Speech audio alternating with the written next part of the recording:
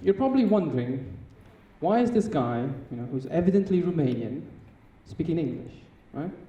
We're obviously in Romania. Obviously Eminescu's language is not good enough for him, so that's why he's talking English. So I decided to let you know a little bit of the reasons why I'm speaking in English today, not because it's TED, because I have other reasons, and then I'll get into the subject which I'm here to talk about. First thoughts. Because today TED is about youth, I decided to share with you a story from my youth. When I was young, which is a long, long time ago, I had a television. And that television didn't work because we didn't have cable television. And then 1990 came, and television came. That's what happened for me in 1999. I don't know what happened for you guys, but for me, television appeared. With television came a lot of entertainment, a lot of American stuff, a lot of English stuff, a lot of languages. So one of the things me and my brother really wanted to do was to watch television. And my mother was saying, should I let these kids have such brainless activities? I don't really think so. But me and my brother are very convincing, so we were like, but we want to watch television. So my mother came up with an idea. Okay, I'll let them have these brainless activities, but I'll give them a little game. Namely, kids, now listen here. You're going to do the following things. When this show of yours starts, for 5-10 minutes every night, you turn around, you listen to what's on television, which is in English, and you translate for me and your father. And the one who does it best gets a prize. Like, yes, we can stay up and watch television. We'll do anything. We used to watch this, which is, as I'm sure you know, a very popular show. That's all we had, but we loved it, So that's how I learned English. As you, I thank God I don't have a Texas accent. I thank God that I'm not wearing a cowboy hat. But this is the way that me and my brother and many people from my generation started to learn English. It was fun, it was entertaining, not a lot of fashion, but anyway, it was a very fun way of learning something. Romanian, on the other hand, was force-feeding. There's a lot of aggressiveness, a lot of this is what you have to do, otherwise you're not going to be good in life, and so on. Whilst English was fun, interesting, brilliant. As a result, I think, like most of the people in my generation, we tend to think in the same, or with the same ease, both in English and in Romanian. The reason I chose to speak in English is because personally, I feel more comfortable in English than I feel in Romanian. I don't think languages are only about where you're born, they're also about what Traian was mentioning earlier, how you learn it. But my speech today is not languages. I know nothing about languages, I just know of several words and how to combine them. I know nothing about, well, I don't know much about education, just have a lot of ideas about education. So I'm not going to talk about that. I'm going to talk about something which is very dear to me and something which I know about because I'm really curious about it, namely leadership. And within leadership, I'll focus on something even more precise, what I would call a minority within the leadership community or within the leaders community. I chose to talk about transformational leadership and transformational leaders, which, like I said, is a minority. So, together with a friend, Wikipedia, we put together a definition of what transformational leadership is all about, so that I can actually share with you an idea which I have. I have several, but I'm going to focus on one, about the dark side. A friend of mine actually suggested I put a hat on, the Darth Vader one, but I said no because I'm going to be an astronaut today. So, transformational leadership.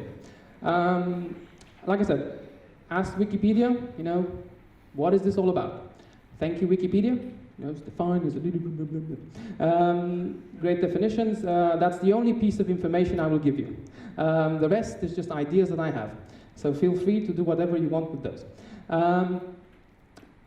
I think one of the first questions you've got to ask yourself is, what is this source of leadership? Why?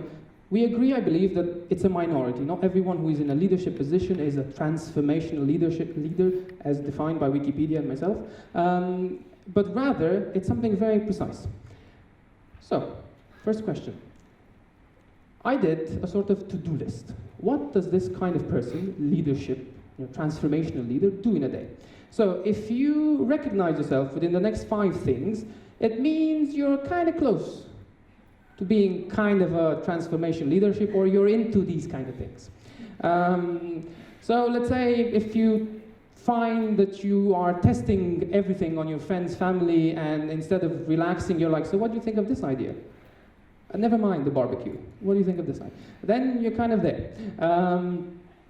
There's more questions, I think, about transformational leadership as defined by myself on Wikipedia. Namely, okay, I asked myself, okay, if transformational leadership is important and I want to make a point, I should, use someone else's stories. So I did that. Then I said, okay, I'll use my own experiences. I did that as well, later on. And then I said, but I need something visual. How can I explain to these people what exactly it is that I want to tell them, having in mind that I've been watching Dallas all my life. So I said, okay, I'll start by using an image, which I define as, or for me, started this idea. When I saw this picture, I was like, right. You wouldn't think that this is the defining image of transformational leadership. I don't know if you know who parks this way. Those of you who do, shut up. Those of you who don't, be curious, because we're getting there. I think you've heard of this man. Do you know who parks their car like this? I strongly believe Steve Jobs fits the profile of a transformational leader. He's got all the great stuff. Everyone, admits that he's a very good guy. He's got amazing ideas. He revolutionized the company. Sorry? Potentially. We're not getting into that. That's someone else's speech. Right? So, on the other hand, lots of rumors about the fact that he's impossible, he's a dictator. Still, we all love his apples. There's something about this guy which everybody loves. I was mentioning questions a little bit earlier. One of the questions I had were, what's up with these people? So I reached this conclusion, namely that transformational leaders are disturbed people. And I'll walk you through my line of thought. But first of all, and I need your full attention here, listen to the question about the next picture. If you do not know who the man in the next picture is, please raise your hand. Do not know. Right, for the people who do not know, can you please give me the address of the caves you live in? Because this man has been, no, I'm just kidding. This man is the chief of the IMF. He's had a bit of an issue in the last few days. He's presumably charged of something hideous. Still, by all accounts, he is a transformational leader. He's been at the helm of the IMF through one of the world's biggest financial crises, and now he's having a bit of a tough spot, a dark side moment, and everyone's watching. But he's done this before. It's not the first time. It's not a mistake. He's even declared that women are his weak spot. No kidding. This is a good illustration to say what I'm trying to say. For the sake of accuracy, I try to put it in 3 major ideas. The first idea, I think transformational leaders are disturbed because they have this capacity to fight for an idea to a point which it seems a bit weird. It seems all out freaky. And I decided, okay, how can I help you understand this better? And I chose the story of a woman who is considered one of dance's most iconic figures. Her name is Pina Bausch. If you don't know her, it's a shame. If you discover her, you'll love her, I'm sure. Over the last years, unfortunately, she died in 2009, but over the last year, she and her work has revolutionized the concept of dance in all its forms, be it choreography, be it what the human body can express, where, how, any kind of philosophy around dance has been reshaped by this woman and her company.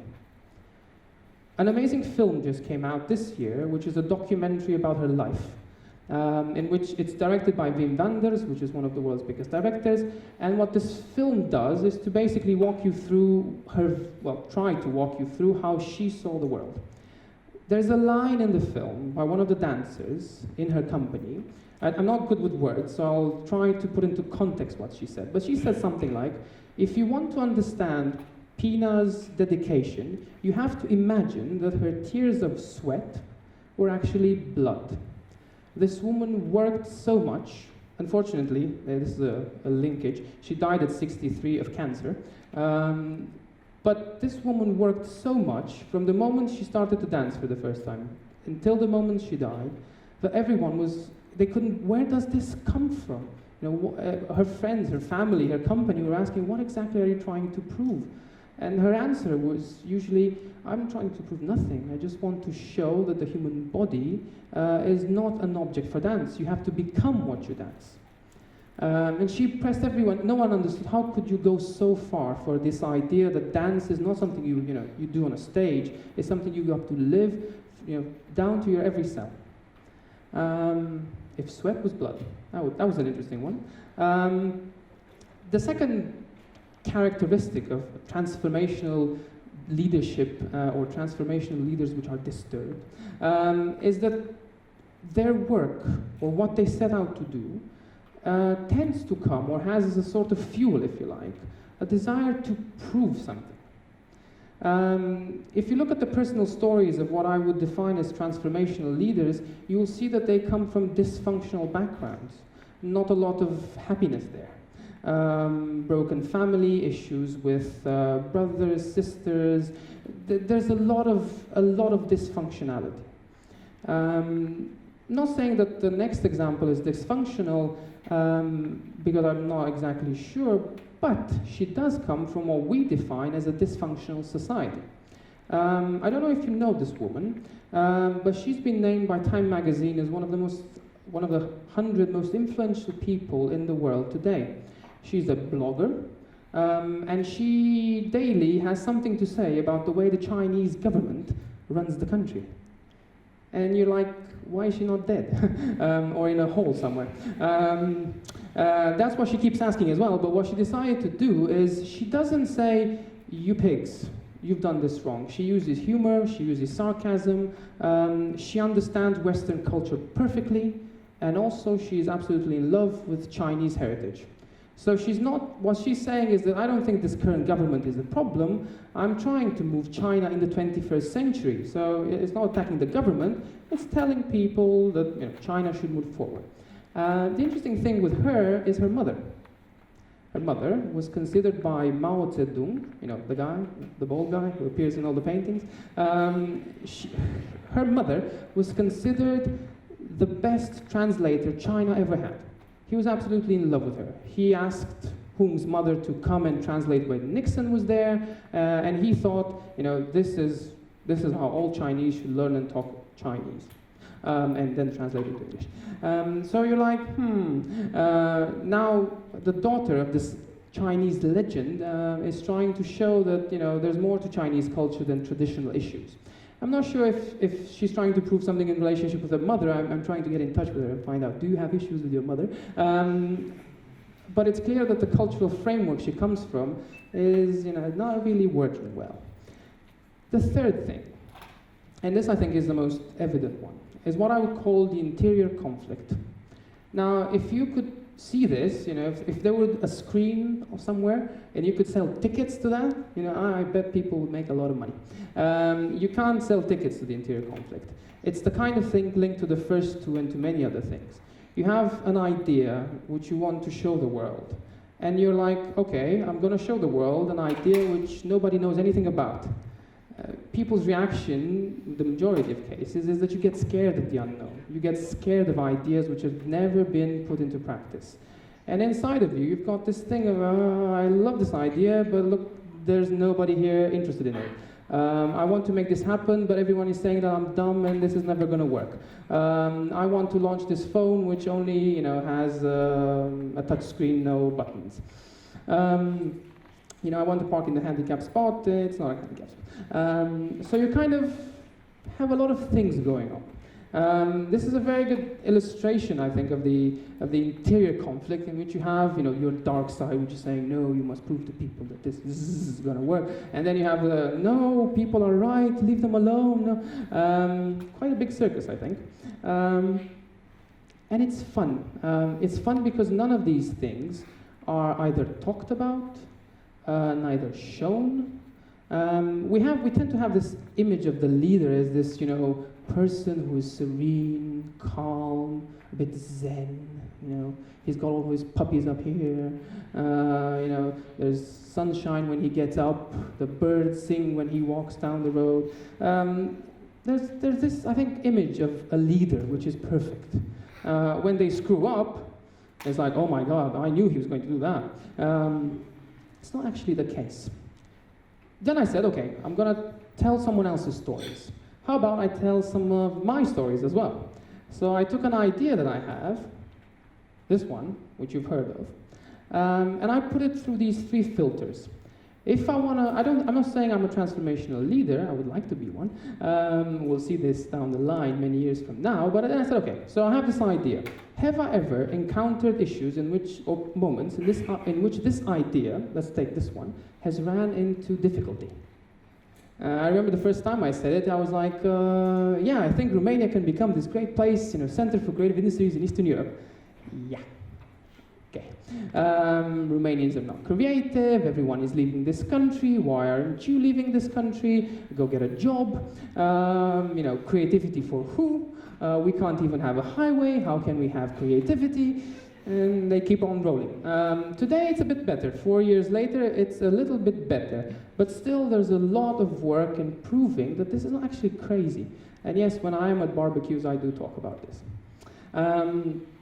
The second thing, I was like, okay, so I talk about this idea all the time. I checked that little box. The second little box I wanted to see if I checked was, who am I trying to prove this to? I'm not saying it's the dominant one. I'm just saying that what I've observed is one of the things that gives me the energy to do stuff. Namely, I didn't have the best relationship with my father. And one of the things and I realized this recently, I would love it if I could go and say, listen, I have this cookie idea, which obviously nobody agrees with, but I have this cookie idea which actually is on a path to function. Aren't you proud of that? It's not the main driver, but it's a serious driver for me in what I do and in my work. And the third thing, the interior conflict. Sometimes I'm with myself. Yes, there's 2 people. And I'm like, why do I do this? Why can't I just work somewhere from 6, finish, have a paycheck every month? Why don't I just try to do something like everyone else does? But then I say, because I don't want to do that. Because I want to do something else, because I believe in this idea. And I really, really believe that back, in 2030, people will look back and say, ooh, this is a cool idea you had. How did you know? You are such a vision. The main idea, what I wanted to share with you, I think transformational leaders are disturbed people. I believe this strongly. What do you do with disturbed people? You want to make them better, right? You want to get moving and move from disturbed to something else. Here's another pop quiz, and I need your focus. I know you're losing your focus, but I need your focus. Look at the screens. Which F word do you use when something is broken? Exactly. You fix it. If something... What were you thinking? There's 3 little stars there. When something is broken, you fix it, right? When you evidently have something which is fallen apart or doesn't fit the standards, you want to fix that particular thing. If there's anything I would love you to remember from all this idea sharing that I'm doing here today, is the following thing.